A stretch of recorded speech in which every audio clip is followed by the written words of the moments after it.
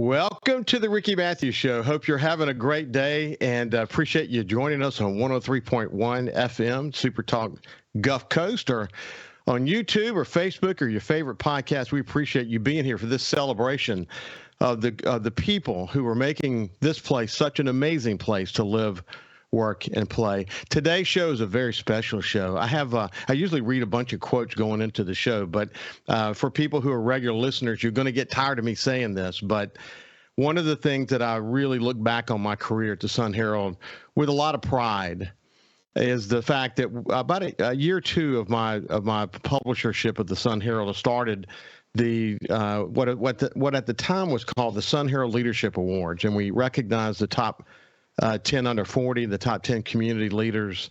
And we did that for many, many years, sold out breakfasts at the Beau Rivage, and it was just something we felt very strongly about. But over the years, and after I left, the Sun Herald turned that over to the Gulf Coast Chamber, the Hancock County Chamber, the Jackson County Chamber, and the Ocean Springs Chamber, and they continued under the banner of One Coast Awards. And I had the opportunity last year on the 20th anniversary of the awards to actually be the featured speaker. And I talked about, what was on our minds when we started that. One of the things I wanted to do was honor Roland Weeks, who had been the longtime publisher of the Sun Herald, and he was also my mentor. And I succeeded him as the publisher of the Sun Herald. Roland's leadership and his notion about bringing the Coast community together, something that he taught me to do. In fact, after I became publisher of the Sun Herald, we pushed hard on what we called the South Mississippi strategy, bringing this region together. We refer to it as coastal Mississippi these days, but essentially the same place, that we were going to be more able to overcome our challenges and to take advantage of opportunities if we do it together. We can certainly be have each of the communities, being competitive with one another and the things that they do to bring people to their communities and working very specifically to increase their very specific sense of place. But when it came to common issues, we had to come together. And one of the beauties of the One Coast Award, even today, so much, I think more so today because we talk more these days about leadership, is that the One Coast Award is an opportunity to do as I wanted to do back 20 years ago, now 21 years ago, and what we continue to do today is hold these people who are recognized up as examples for others to follow. We want them to be role models. We want them to inspire others to look into their lives as a leader, as a community leader, and be inspired by that, and then seek to go figure out how are they going to make their mark, how are they going to give back, how are they going to lead their legacy. And so, I'm so proud that it continues on today. And with that said, I'm just thrilled to have one of the One Coast Award winners this year, someone I had the chance to actually work with at the Sun Herald, and I love her dearly, Cece Shabazz. Cece works with the Memorial Health Systems. We'll talk more about that here shortly, but without any further ado, let me just welcome Cece to the Ricky Mathews Show. How you doing, Cece? Good morning. Hey, Ricky. I am so excited to be here. Yeah, it's great to see you. It's great to see. Congratulations, incidentally. But you were there during a lot of the times of pushing this award forward. At the very beginning. Yeah, it's amazing. Remind people about your time at the Sun Herald. Well, I worked at the Sun Herald. I want to say, oh my gosh, that was like maybe 12 years ago. But during that time, I think the most pivotal moment for me is that we started Beach Boulevard magazine. I don't know if a lot of folks remember that, but it was like Beach Boulevard magazine. It was state renowned. We won a ton of awards for it, and it focused on just showcasing the best of the coast.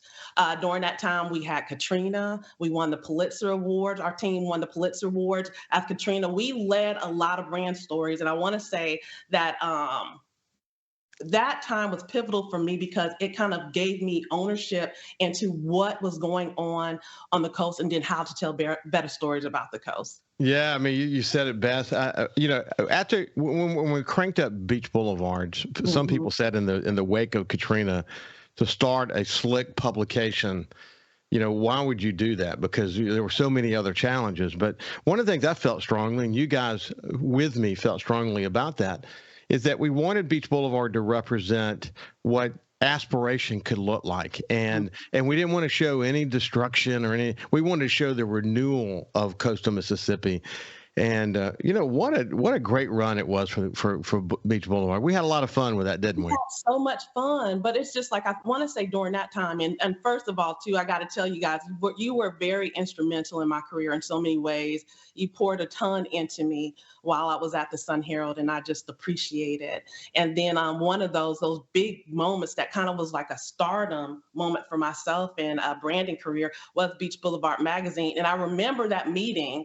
I remember you just saying that, like, again, we didn't want to focus on the destruction. We wanted to focus on progress. We wanted to focus on what was beautiful about our area. We wanted to focus on the wins of our area.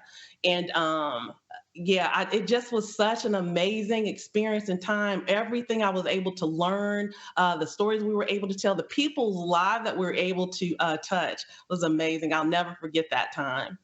Well, it's interesting too that Beach Boulevard, even today, but certainly back in the aftermath of Hurricane Katrina, it represented so much of our rebirth and renewal. Exactly. Because it was where people drove and saw what it looked like and felt like to be ground zero for the worst natural disaster in American history. And Beach Boulevard is something that a lot of cities, whether you're in Hancock, Jackson, or Harrison County, they all have their rendition of Beach Boulevard. And it was a symbol for us, and it was a pride. So it had, Beach Boulevard had a great run. I'm proud of my friend Michael Sunderman and South Mississippi Living these days and what they're doing to kind of keep. They have their own goals and aspirations for their magazine, but still, it's about putting the best foot forward in pictures and in stories of coastal Mississippi. And we were proud to sort of be out there, really blazing some new territory, to be honest with you, because, a lot of people wouldn't have done what we did in the wake of Hurricane Katrina. Man, that was an amazing time for us professionally and personally to watch so many of our cohorts go through such difficult times and still serve the community. Wasn't that incredible? It was, and to be honest with you personally, it taught me resilience, because like during that time, if you think about someone like me, I'm advertising, branding. Usually we are the folks behind the cameras. We're not the ones that are kind of pushed out into the community. But during that time, just hearing the stories, looking at the potential of the state, being able to learn about our resources, learning how different individuals triumphed, it created a need in me to get involved. So I just remember Beach Boulevard being extremely foundational in me wanting to learn more about my community and wanting to be able to be a resource and telling a better story for Mississippi. Yeah, what's interesting, and we're going to get back into what you do these days here in just a second, but I talk about it a lot on this show, that Mississippi, if you go back to the civil rights era, Mississippi really, unfortunately, deserves a lot of the bad press it got. Big time.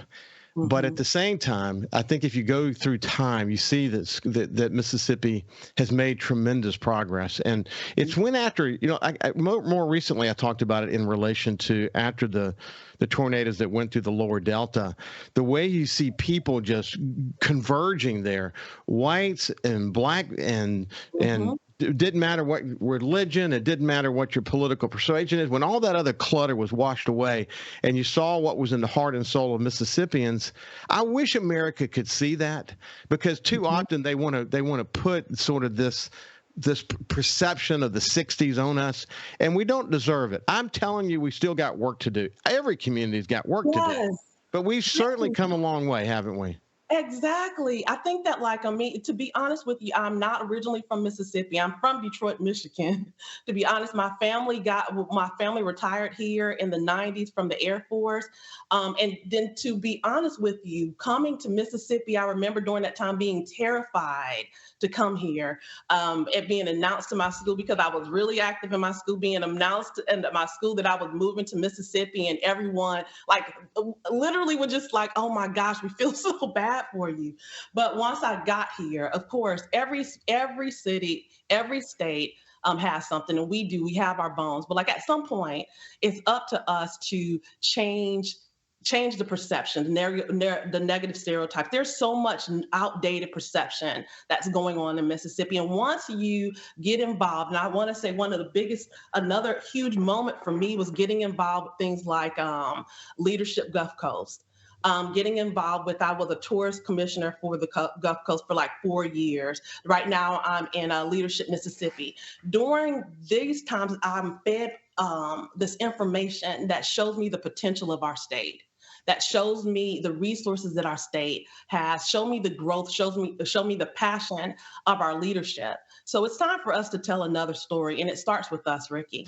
Yeah, it's unfortunate, Cece, that in the political realm, sometimes the actions that are taken, and this is not a political show, and we're coming to the end of this segment, but they get involved in polarizing issues that in some ways reminds the world that somehow we're backwoods. That's really unfortunate. But once you take the politics away and see what's in the heart and soul of Mississippians, you really get a chance to see that these perceptions are not warranted these days. Hey, when we come back, we'll continue our conversation with my good friend, Cece Shabazz. We'll see you after this. Welcome back to the Ricky Mathews Show. We're visiting with One Coast Award winner, Cece Shabazz, an old friend. We used to work together at the Sun Herald. And, she's a community leader. She's a sort of a creative and branding powerhouse. Her stock in trade is marketing. That's why when you get into a discussion about the negative stereotypes around Mississippi, the branding message of Mississippi, and the fact that I love the fact that you reminded me that coming here from Michigan with your parents. I talk a lot about actually the military community and how they're drawn here. They might get stationed here along the way, and then they fall in love with the place and end up staying here. But it is the negative stereotypes drive me crazy. And certainly after Hurricane Katrina, I got a chance to see. Man, it just, when you wipe it all away and you get to the essence of who we are as people. I had a great conversation. There's a couple who owns the Jackson Pearl, which is a wedding venue in Ocean Springs, and they came here from California. And she said that when she came here, she didn't know what to expect either, and she fell in love with it. And what she said was that the people here, they don't care where you come from, who you are, what color you are, who you love. You were loved. And I love the way she talks about it. I've quoted her many times, but it's so true. On the political dimension, unfortunately, sometimes we drive wedges and we put people in camps and we polarize the issues. But I am convinced, and I certainly have had the opportunity to have nearly 900 conversations here on this show, that most people are somewhere in the middle, working hard to get along and working hard to advance the ball. And that's why I love doing this show. This is why I enjoy having conversations with people like you. But does it drive you crazy sometimes, Cece, to hear what people think? It does. And I think that just even for myself, that we've lived all over the place, just coming from a military family, I've lived all over the United States at some point. And when I got here, I just wanted to lay roots. I wanted to be involved. It was the same thing. I fell in love with the place. And we know, Ricky, just because of our background, that our people, the stories that our people can tell, those are the most authentic connections that we can possibly make. The people, our leaders, the conversation that you're having, that is branding gold right there. A lot of times the government can't see, they're not in the trenches like some of us are, but as community leaders, we are. We can make grassroots efforts. We can mobilize our community. We can address the pain points. So it's up to us. It's not just, we can't just put it all on our politicians. Do they have stake in that? Yes, they do. But so do we. Yeah, I wish we had more politicians who worried less about getting reelected and more about just doing the right thing. And it's hard to do on the national level, but you certainly on the state level, there's a lot you could do. I believe that. I believe that to my core. And what we'll do, in fact, I would love to have you back, and we'll spend a whole hour talking more about this, and we'll talk about your experience with Leadership Mississippi when you come together with others who are focused on. Yeah, what a great experience. Hey, listen, you're at Memorial Hospital these days. Tell me about what you do. So I am the brand strategist and creative services lead there. So I the big thing at Memorial is I'm leading their rebrand effort. So the new logo, new website, all of the toning, messaging, that's all my team. It's just been a fantastic experience. And I think personally, just being able to look at the health, again, that's something else that I learned about the health disparities on the Mississippi coast, and being able to use creativity to tell a better message, again, to kind of mobilize people to take action. At the end of the day, if you look at like our health disparities on the coast, even, it's just like we need more prevention. So I help in all of that effort, and I love it there. It's a great team. Yeah, we're lucky in coastal Mississippi to have really good health systems, and in a time when there's a lot of challenge. I mean, my goodness, we've had many conversations both with the principals at Memorial and Singing River Health Systems about the challenges they face. I spent a lot of time up in the Mississippi Delta. I'm deeply concerned about rural healthcare and what's happening there, big time. I've talked a lot about, why can't we expand Medicaid? People don't want to have that on a political conversation about that. But if you look at what happened in states like Louisiana when we expanded Medicaid in Louisiana, what it meant, what it does, it creates. You're saying right now, you're saying no to $1 billion a year. It's not the solution. There's some reengineering that needs to occur. But with 51% of Mississippians living in rural areas, 51%, and Mississippi is very unique, incidentally, Cece, and I've said this on the show before, that in other states, in rural areas, people can't wait to get out of those rural areas. But in Mississippi, people have a tendency to want to stay in the rural areas, which means then that when you look at the healthcare system, we've got 51% of our people are impacted when we don't have what essentially needs to be a reengineered healthcare system in Mississippi. And I think Medicaid expansion is just part of it. But we're lucky here on the coast that we've got good healthcare facilities, and you're engaged in making sure that people know prevention is really, really important. That's a big issue in Mississippi, isn't it?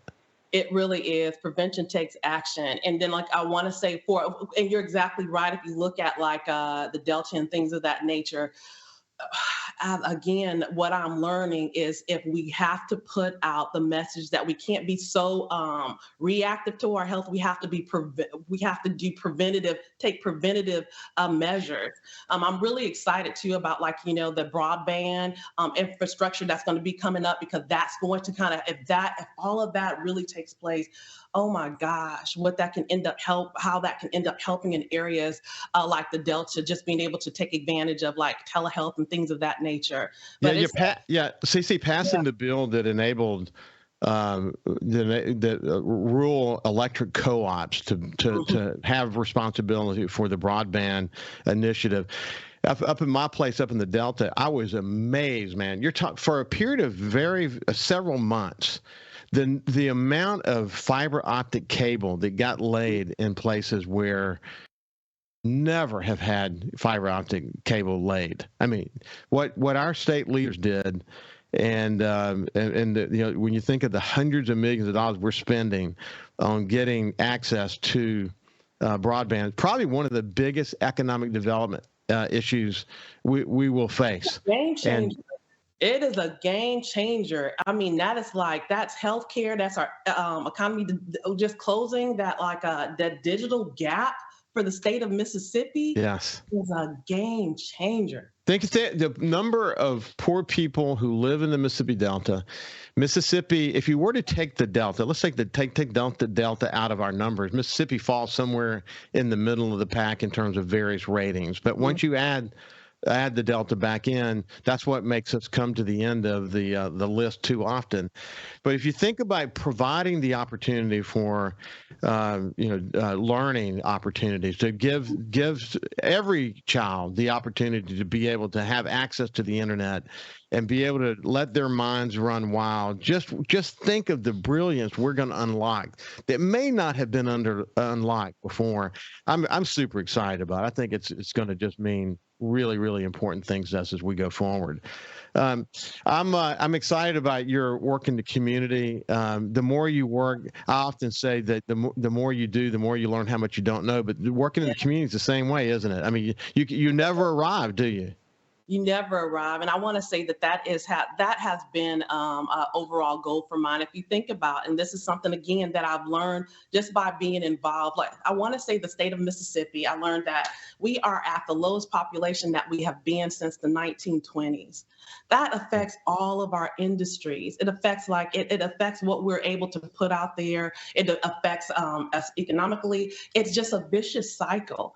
And being involved, learning about resources, committing yourself, mentoring, just working with, you can't do everything, but working within your industries to give back to your industries, bringing up the next generation.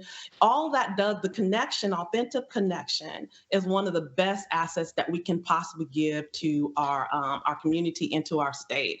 So like I just said that, like, as long as I can, for as long as as long as I have the energy, I am going to give myself away, brother. Anytime somebody here on the coast needs me, I'm going to be there. Just because I am invested in, I am truly convinced of the potential of our community and our state. And then if I want to see change, I'm going to have to do my part in making that change. Yeah, that's the one characteristic. There are many others, I might add, but that's the one characteristic that every single community leader shares, and that is that when there's a need in the community and they see it, they're going to either fill it themselves or they're going to find an organization or a person to fill it. But they can't walk away from seeing a gap. And not, because the thing is, the more you get involved, the more you realize, the more you build a network of people who share sort of the same goals as you in the community, and your Rolodex gets a little bit bigger, and you're able to, to make phone calls and bring things to people's attention, and it just snowballs from there. But listen, we're out of time for today. Cece, I can't wait to have you back. We'll talk more about. Yeah, we'll talk more about Mississippi's branding message and what you're learning from Leadership Mississippi. That's going to be a fantastic conversation. I cannot wait. We will see you after this break when we are going to be joined by my friend Jonathan Jones from Harris. We'll see you after this.